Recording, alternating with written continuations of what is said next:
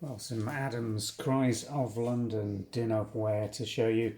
Got a series of these coming through. Obviously, the blockwork in the centre is all different, although they used a series of about 12 or 16 different versions of this.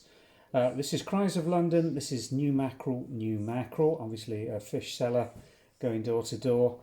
Classic borders on this, but some of these were coloured, and it's rarer to find them just in the transfer brown and white design here. All the colour in the central blockwork's been hand applied by the decorators.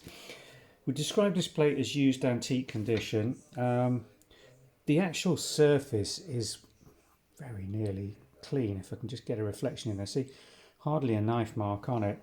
The transfer itself, a little bit uneven in some parts.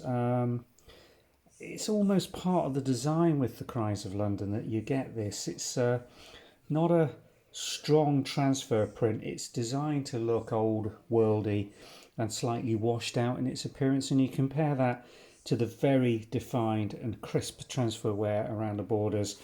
It makes you aware of it. Same with the mackerel, new mackerel, new mackerel print work here on the Cries of London around the edge.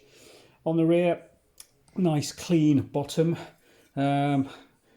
Antique Adams, England, established 1657 China marks. A few little bobbles and imperfections in the glaze, all absolutely right for its age. Exactly what we'd expect, and again, a nice clean glaze overall. Kiln support marks under the glaze, as you would expect.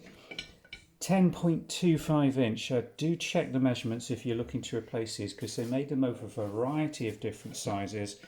Anything over 8.25 inch sort of counts as a small dinner plate. Below that's dessert or salad.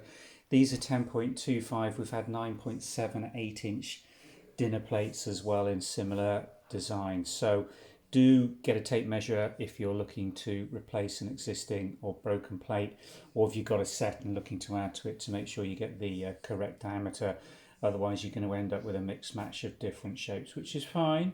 Can all be used together, but it won't stack particularly nicely unless you've got all the same diameter. So just to summarise, Adams, Ironstone China, Cries of London, early 20th century. All the details, dates and measurements that you'd need to make a decision on this plate are available on the website, so click on the link in the description. Should take you directly to the Vintage and Antiques website, where this dinner plate and a series of Adams Cries of London China plates are going on sale. Thanks for watching.